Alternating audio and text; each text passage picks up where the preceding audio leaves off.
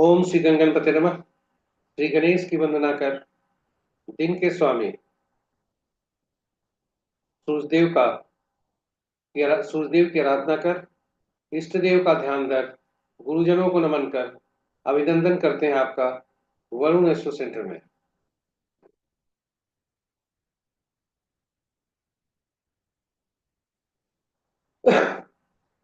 हम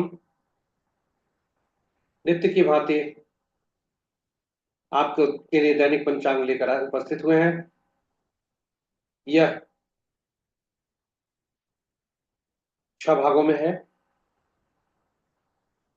और इसका लघु रूप भी हम अलग प्रस्तुत कर चुके हैं जो आपके सुझावों के अनुरूप है।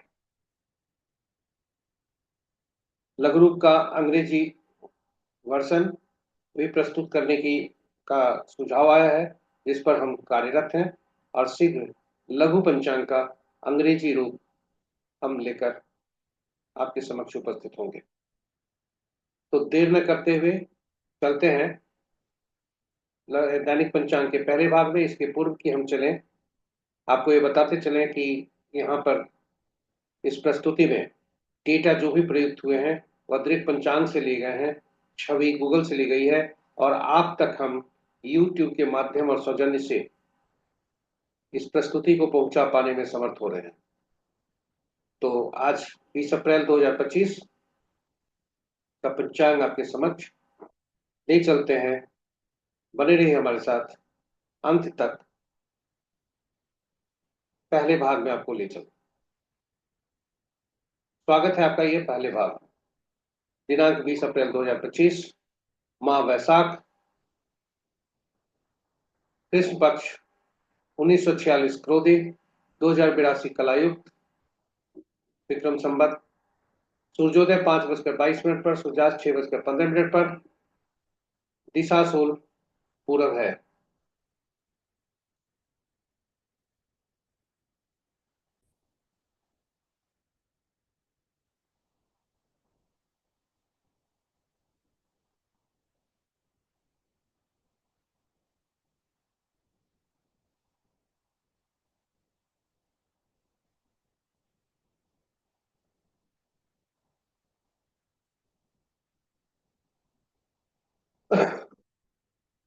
सूर्योदय 5:22 पर,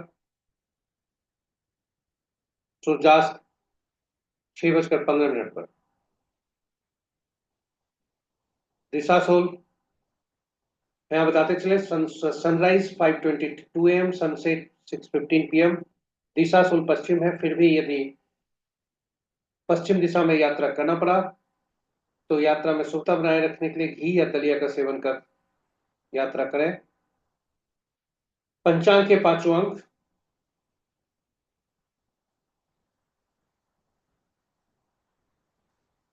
वार रविवार, तिथि संध्या 7:07, उसके बाद अष्टमी, नक्षत्र दिन के 11:48 तक पूर्वाषाढ़ा, उसके बाद उत्तराषाढ़ा, योग देर रात्रि मध्य रात्रि 0:13 तक सिद्धि, उसके बाद साध, योग देर रात्रि मध्य रात्रि 0:13 तक सिद्ध, उसके बाद साध, करण प्रातः 6:46 तक भद्रा, उसके बाद 7 रात्रि संध्या 7 बजे तक भव और तत्पश्चात बालव। ये रहे पंचांग के पांचों अंक। महत्वपूर्ण मुहूर्त में देखें, चंद्रमा का राशि परिवर्तन आज का 6:04 पर है और जब तक वे राशि परिवर्तन करते हैं, साथ ही साथ कृष्ण पक्ष सप्तमी संध्या 7 बजे तक है और जब तक सप्तमी है तब तक शिव का वास शमशान में है, जो कि पीड़ादायक है, अशुभ है। और तत्पश्चात शिव का वास गौरी के सानिध्य में होता है, जो कि शुभ है। महत्वपूर्ण मुहूर्त में शुभ मुहूर्त और अशुभ मुहूर्त अलग अलग प्रस्तुत। शुभ मुहूर्त का आज भरमार है। अभिजीत मुहूर्त दिन के 11:23 से 12:14 तक, दिन के अमृतकाल प्रातः 6:43 से 8:24 तक, सर्वार्थ सिद्धि जो दिन के 11:48 से 5:21 तक, यानी कल भोर तक, कल सूर्योदय तक। त्रिपुष्कर योग दिन के 11:48 से रात्रि के 7 बजे तक। रवि जो प्रातः 5:22 से 11:48 तक। विजय मुहूर्त अपराह्न 1:57 से 2:49 तक। गोधूली विलय संध्या 6:14 से 6:36 तक। और निशिता मुहूर्त देर रात्रि 11:26 से मध्य रात्रि 0:10 तक। ये रहे शुभ मुहूर्त। अशुभ मुहूर्त में राहु काल अपराह्न 4:38 से संध्या 6:15 तक। गुलिक काल अपराह्न 3:02 से 4:38 तक। और यमगंड दिन के 11:48 से 1:25 तक। वर्ज मुहूर्त रात्रि 8:04 से रात्रि के ही 9:44 तक। भद्रा सुबह 5:22 से 6:46 तक। तो ये रहे महत्वपूर्ण शुभ और अशुभ मुहूर्त।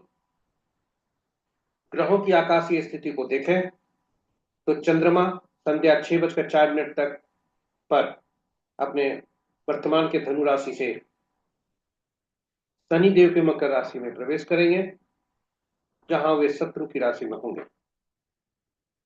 तो चंद्रमा का शनि की राशि में प्रवेश संध्या 6:04 पर। शनि की राशि में चंद्रमा का जब प्रवेश होगा तो कुछ चंद्र और शनि का मिलन मन को के अनुसार कार्य नहीं हो, ऐसी संभावना है।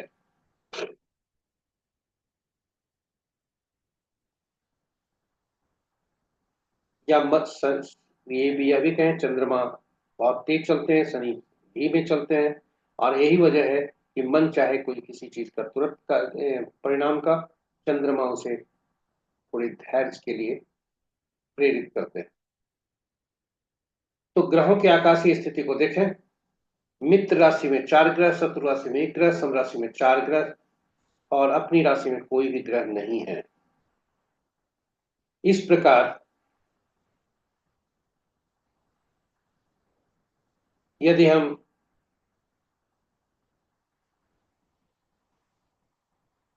ग्रहों की स्थिति को देखें राशि में, तो बृहस्पति और शुक्र आपस में राशि परिवर्तन कर रहे हैं और बृहस्पति की राशि में सबसे ज्यादा 5 ग्रह हैं। सूर्य और शनि की राशि में कोई ग्रह नहीं है और शेष राशि में सूर्य और शनि की राशियों में कोई ग्रह नहीं है और शेष ग्रहों की राशियों में एक एक ग्रह है। तो इस प्रकार ग्रहों की राशि के अनुसार हमने ये देखा। नक्षत्र के अनुसार ग्रहों का संबंध देखें तो मित्र नक्षत्र में 2 ग्रह, शत्रु नक्षत्र में 2 ग्रह, सम नक्षत्र में 5 ग्रह है। बुध, चंद्र और राहु ये स्वतंत्र ग्रह हैं। और इस प्रकार बृहस्पति की राशि के नक्षत्र में 3 ग्रह, शनिदेव के नक्षत्र में 2 ग्रह, बुध चंद्र राहु को छोड़कर शेष ग्रहों के नक्षत्र में एक एक ग्रह है। तो ये रहे हमारे दैनिक पंचांग के पहले भाग की प्रस्तुति। हम आपको अब दूसरे भाग में ले चलते हैं। जन्म पत्रिका में चंद्रमा जिस नक्षत्र में होते हैं उनके नक्षत्र समूह के अनुसार कैसा फल देते हैं और आज दिन कैसा होने की संभावना है। तो देर न करते हुए अपने दूसरे भाग में आपको ले चलते हैं।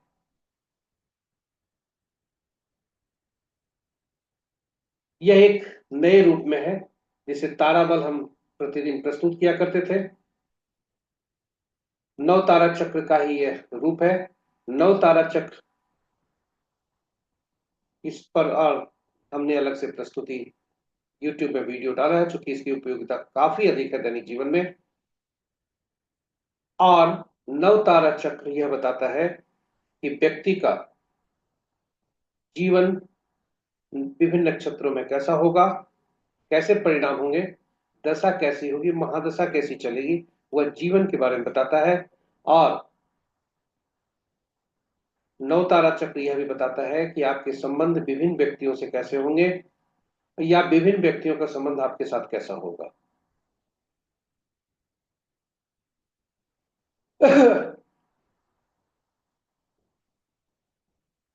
और हमने यह अलग प्रस्तुति भी की है।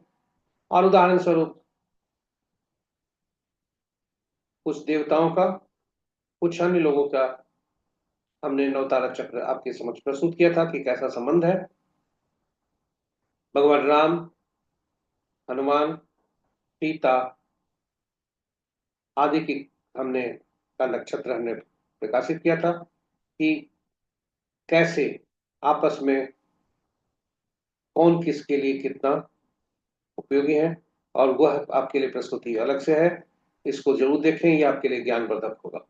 इसी क्रम में तारा बल उसी का रूप है, और तारा बल से केवल हम नक्षत्र के अनुसार कैसा दिन रहेगा यह मुहूर्त देखते हैं, यह आज का दिन कैसा रहेगा। यह हम पिछले भाग में कुछ लोगों का सुझाव आया था कि टेबल बना करके यदि दें तो वह ज्यादा उपयोगी होगा, और इसी क्रम में हमने यह प्रस्तुति आपके समक्ष रखी है। यह टेबुलर फॉर्म में है आपके समक्ष, और इसमें यह देखेंगे कि चंद्रमा आज दिन के 11:48 तक पूर्वाषाढ़ा नक्षत्र में है। तो इस पूर्वाषाढ़ा नक्षत्र के टेबल को इस नक्षत्र के यहां से हम देखेंगे, और आपका जन्म जिस नक्षत्र में होता है उसके अनुसार हम कॉरेस्पॉन्डिंग जो है कि आज कैसा दिन है यह हम इससे निकाल सकते हैं। उदाहरण स्वरूप किसी व्यक्ति का जन्म आज पूर्वाषाढ़ा नक्षत्र में मान लीजिए है, लेकिन किसी भी व्यक्ति का जन्म चंद्रमा के नक्षत्र में हुआ है तो यह उनके लिए मित्र साबित होंगे, क्योंकि इनके सामने आप देखें यह उनके लिए मित्र साबित होगा। यह चार्ट जीवन के हर एक भाग में उपयोगी हो सकता है, और यह चार्ट हमने काफी मेहनत कर बनाया है, और इस चार्ट को यदि आप उपयोग करें तो आपके लिए लाभदायक होगा। और यह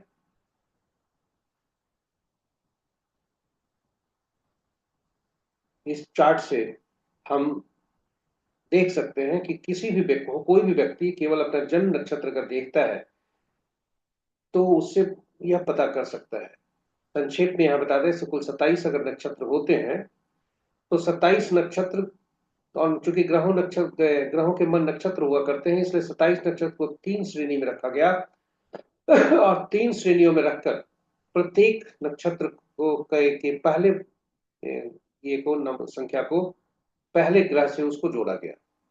तो अश्विनी, माघा, मूला इसके स्वामी केतु बनते हैं।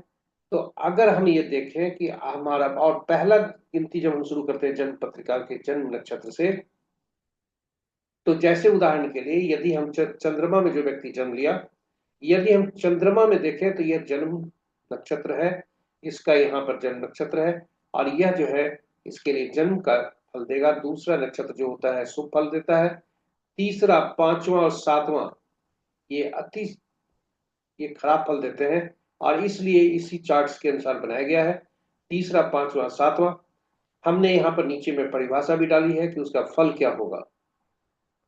फिर भी यदि आपको मजबूरन इस नैर्धन्य को इसको हमेशा काट के चलेंगे कि इस मुहूर्त को कभी भी अगर ऐसा जब भी आएगा इसका मुहूर्त को उपयोग नहीं करें। और साथ में साथ यदि हम कहें जैसे आज आज ही देखें तो अगर हम नक्षत्र को देखते हैं पूरा,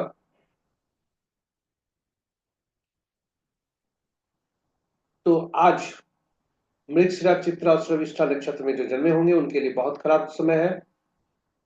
पुनर्वसु के लिए भी खराब है, और अश्लेषा, ज्येष्ठा, रेवती, बुध नक्षत्र वालों के लिए भी आज का दिन ठीक नहीं है। इस तरह से यदि हम देखें तो सारे नक्षत्रों का एक आकलन यहाँ पर निकलता है कि आज किन किन नक्षत्रों का शुभ है, किन किन नक्षत्रों का अशुभता बनाए हुए।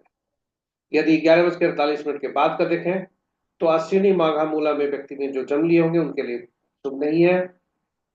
जो आद्रा, स्वाति नक्षत्र में जन्म लिए होंगे उनके लिए भी शुभ नहीं है, और जो पुष्य, अनुराध, उत्तरा, भाद्रपद, अनुराधा यानी शनि के नक्षत्र में जन्मे होंगे उनके लिए भी दिन शुभ नहीं है। शेष नक्षत्र में जन्मे जातकों के लिए दिन आज का शुभ है। तो यह रहे हमारे दूसरे भाग की प्रस्तुति। इस संदर्भ में हम एक अलग वीडियो भी बनाकर पोस्ट करने वाले हैं। तो संभावना है कि कल यह पोस्ट हो जाए या आज ही किसी समय दिन में हम पोस्ट कर दें। तो ये रहे हमारे दूसरे भाग की प्रस्तुति। तीसरे भाग में हम आपको ले चलते हैं और तीसरा भाग जो है चंद्रमा जिस नक्षत्र में होते हैं उसके अनुसार का फल है। तो चंद्रमा का आज राशि परिवर्तन है, धनु से मकर में जाएंगे। इसलिए जब तक 6:04 संध्या तक मेष सॉरी मिथुन, कर्क, तुला, धनु तथा कुंभ कुंभ और मीन राशि वाले के लिए दिन शुभता का है और शेष राशि वालों के लिए उतने अच्छे दिन नहीं होने की संभावना है।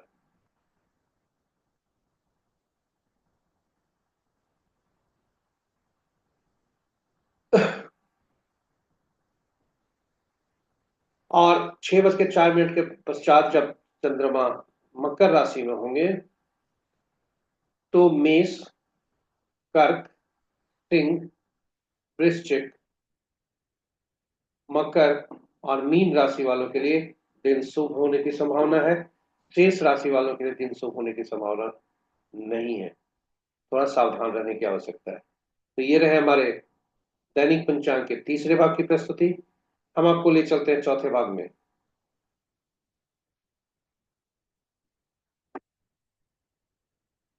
यह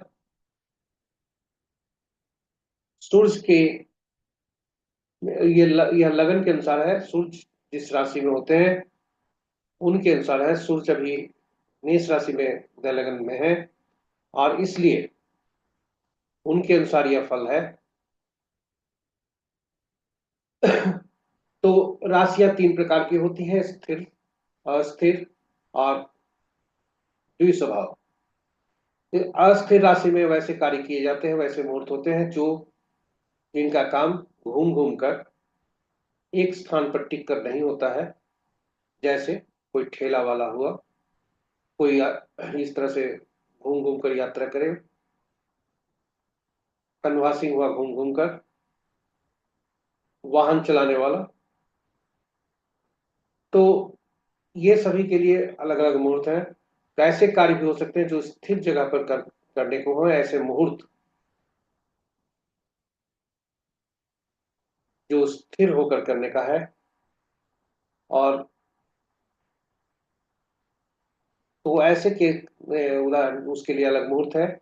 स्थिरता जिसमें बनी रहे ऐसा ऐसा मुहूर्त जैसे गृह प्रवेश का मुहूर्त हुआ, या कोई जो है जॉब करने जा रहा है, नौकरी करने जा रहा है, कोई स्थान परिवर्तन कर रहा है, कोई गृह प्रवेश कर रहा है, वाहन खरीदने हेतु, ये सभी के लिए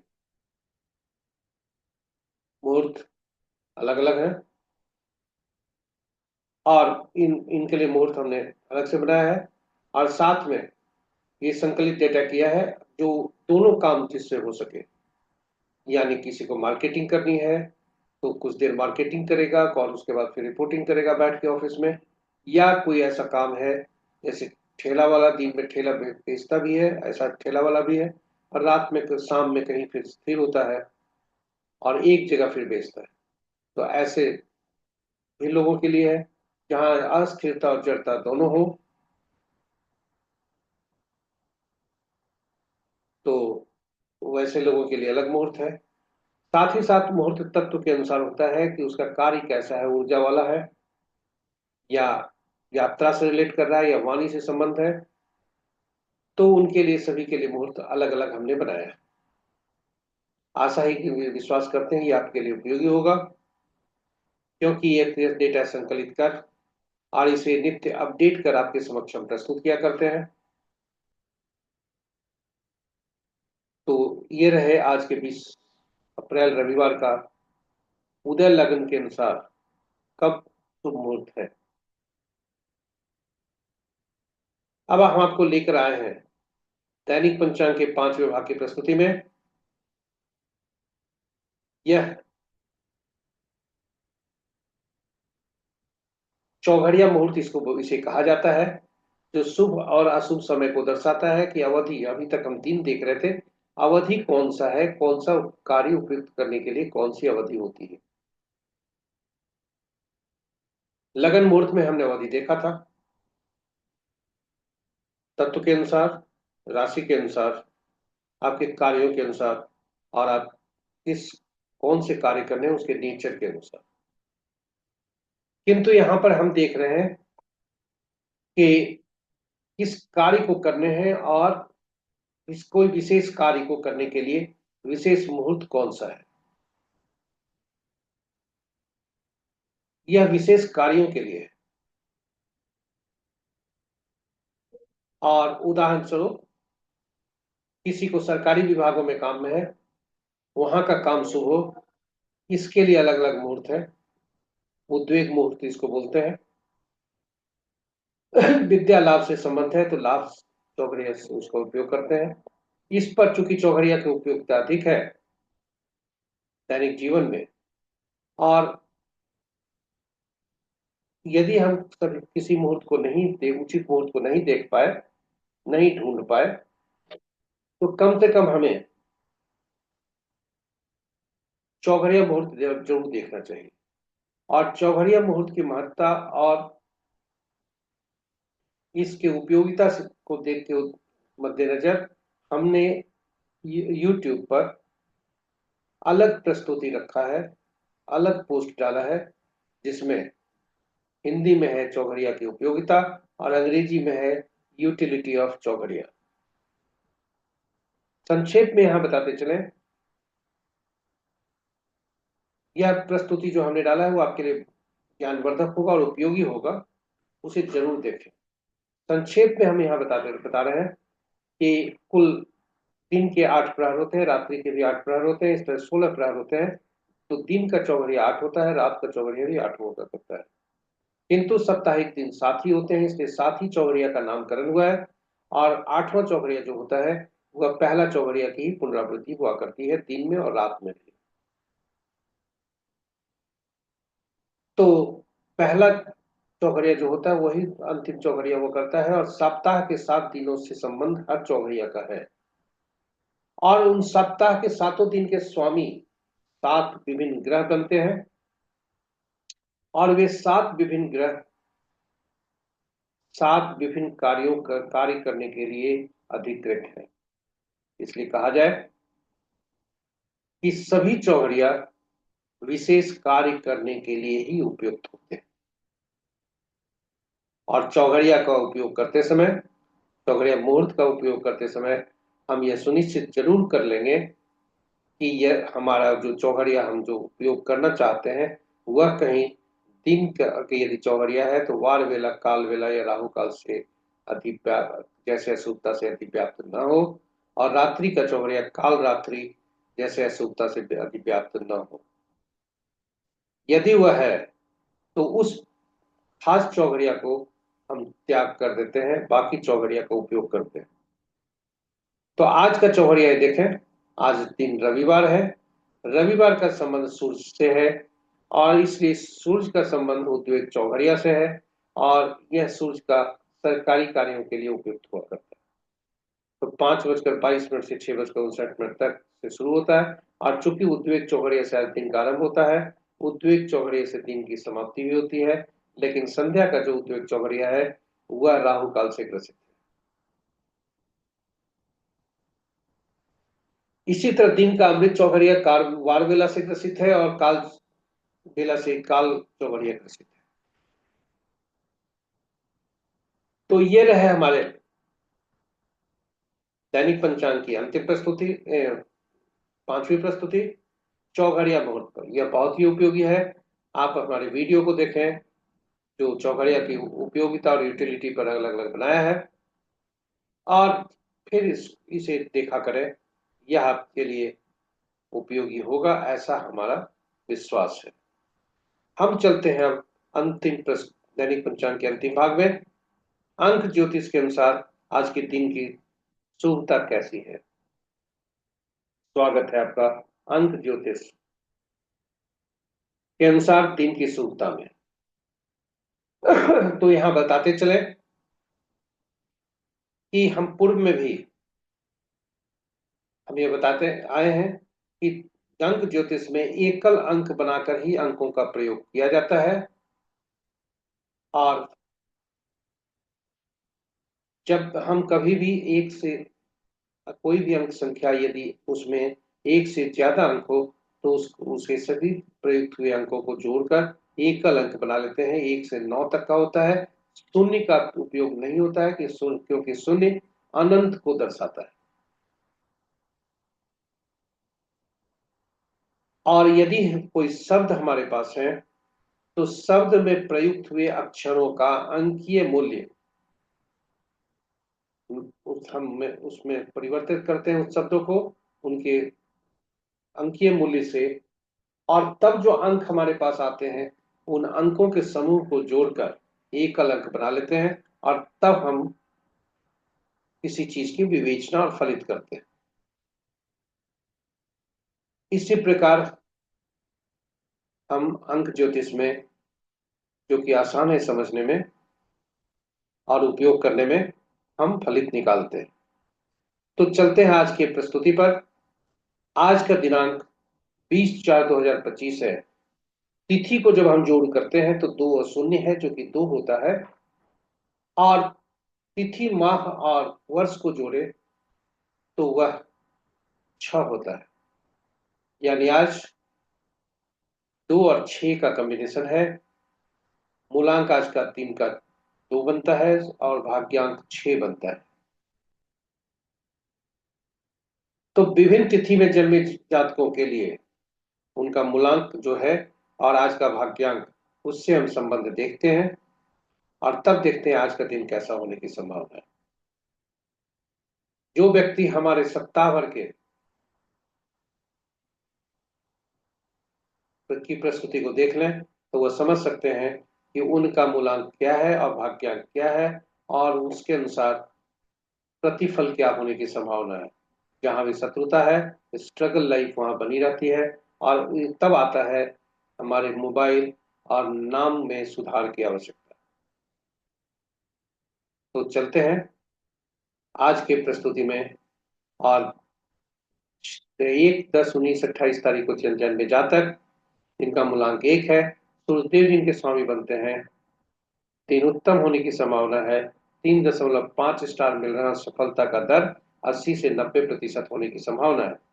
2/11/2029 को जन्मे जातक, 2 जिनका मूलांक बनता है, चंद्रमा जिनके स्वामी बनते हैं, 3 सामान्य होने की संभावना है। 2.5 स्टार मिल रहा है। 40% सफलता का दर होने की संभावना है। 3/12/2130 को जन्मे जातक, 3 मूलांक बनता है, बृहस्पति देव जिनके स्वामी बनते हैं। सावधानी जरूरी है क्योंकि 3 और 6 का संबंध ऐसे ही 36 होता है। 3 और 6 यानी बृहस्पति देवगुरु और 6 का स्वामी शुक्र दानवों के गुरु, दोनों में आपस में कटुता जबरदस्त होता है। तो दिन में जो 3 बड़े मूलांक वाले व्यक्ति हैं उन्हें थोड़ा सावधान रहने की जरूरत है। 4 मूलांक वाले जिनका जन्म तिथि 4/13/22/31 को हुआ है, राहु देव जिनके स्वामी बनते हैं, दिन उत्तम होने की संभावना है। 3 स्टार मिल रहे हैं। 90% सफलता का दर होने की संभावना है। 5 मूलांक 1 से 9 तक का मध्यम अंक, जिसे बैलेंस अंक भी कहते हैं। 5/14/23 का जन्म तिथि हुआ करता है इनका किसी भी माह का। बुध देव स्वामी बनते हैं। 5 अंक यदि 1 से 9 तक को जोड़ा कहा जाए तो नामकरण के अनुसार इसे कुमार कहा जाता है। बुध देव को कुमार ग्रह कहा जाता है। यानी 1 राजा 2 रानी, 3 देव के गुरु, 4 रूल ब्रेकर, 5वां प्रिंस। तो प्रिंस का संबंध शुक्र से अच्छा है। 3.5 स्टार मिल रहे हैं और 90 से 100% सफलता का दर होने की संभावना है। 6 मूलांक वाले 6/15/24 को जिनका जन्म होता है, शुक्रदेव जिनका स्वामी बनते हैं, 6 और 6 का संबंध अति उत्तम है। 4 स्टार मिल रहे हैं और 100% सफलता का दर होने की संभावना है। 7 मूलांक वाले इनका जन्म तिथि 7/16/25 को हुआ होता है। 7 इनका मूल्यांक बनता है, केतु देव इनके स्वामी बनते हैं, दिन उत्तम होने की संभावना है। 3 स्टार मिल रहे हैं, 80 से 100% सफलता का दर होने की संभावना है। 8, 17, 26 तारीख को जन्मे जातक, 8 मूलांक होता है, शनिदेव इनके स्वामी होते हैं, दिन उत्तम होने की संभावना है। 3 स्टार मिल रहे हैं, 80 से 90% सफलता का दर होने की संभावना है। 9 मूलांक वाले 9, 18, 27 तारीख को जन्मे जातक, 9 मूलांक इनका होता है, मंगल देव इनके स्वामी बनते हैं। मंगल ऊर्जा का कारक है, मंगल क्रोध का कारक है, मंगल खून का कारक है, डॉक्टर के से संबंधित होते हैं, सेनापति इनसे संबंधित होते हैं। तो इनके लिए शुक्र का संबंध अच्छा नहीं होता है, मंगल और शुक्र का संबंध। 3 स्टार मिल रहे हैं और 30% सफलता का दर होने की संभावना है। तो ये अंक ज्योतिष के अनुसार आज का शुभ दिन, उसकी शुभता के विभिन्न तिथि को जन्मे जातकों के लिए कैसा है, ये हमने प्रस्तुति की। फिर यहाँ बताते हैं कि डेटा जो भी हमने प्रयोग किया हुआ यूट्यूब से, हुआ पंचांग से लिया गया है, छवि गूगल से ली गई है, और आप तक हम यूट्यूब के माध्यम से प्रस्तुति करने में संभव हो रहे हैं। आप हमसे बने रहे, इसके कोटि कोटि धन्यवाद। आशा का और विश्वास करते हैं कि यह प्रस्तुति आपके लिए उपयोगी होगी, आपको पसंद भी आया होगा, और अपने मित्रों आप YouTube के चैनल को सब्सक्राइब कर दिए होंगे, नोटिफिकेशन बटन भी दबा दिए होंगे, नहीं किए हैं तो आज कर दीजिए, ताकि आपको सभी हमारे पोस्ट की सूचना मिल सके। और साझा जरूर करें। सूरज के प्रकाश की तरह आज का दिन सूरज का है। सूरज जिस तरह से बिना कोई लाग लपेट के या बिना कोई ग्लानि, ईर्ष्या आदि रखे हुए वे अपना प्रकाश ज्ञान फैलाते हैं, उसी तरह से आप ज्ञान फैलाएं और अपने मित्रों, परिजनों, शुभेच्छुओं को के लिए भी यह प्रस्तुति लाभदायक हो, इसलिए उन्हें साझा जरूर करें। और अंत में आपका सुझाव, जो हमारे लिए बहुत ही महत्वपूर्ण हुआ करता है, और यह सुझाव जिससे आता है, जिससे हम अपने प्रस्तुतियों में त्रुटि का निराकरण उसे कर उसे अधिक उपयोगी बनाने में सफल होते हैं। तो जरूर हमें सुझाव दें, कमेंट बॉक्स में जाकर, यूट्यूब के कमेंट बॉक्स में जाकर कमेंट दें, और ये प्रस्तुति को और उपयोगी बनाएं। और अंत में मनोबल बढ़ाने हैं तो आप थोड़ा सा लाइक कर दें, तो मनोबल तो बढ़ेगा ही। इन्हीं शब्दों के साथ सूर्य देव को नमन करते हुए, कि आपके जीवन में शुभता बनाए रखें, तेज बनाए रखें, नाम और ख्याति हो, इन्हीं शब्दों के साथ हम आपसे विदा लेते हैं और सूर्यदेव को नमन करते हैं। जय सूर्यदेव। ओम गणेश सूर्याय नमः। और हम आपसे विदा लेते हैं, कल फिर हम मिलेंगे पुनः नई प्रस्तुति के साथ। तब तक के लिए जय सूर्य।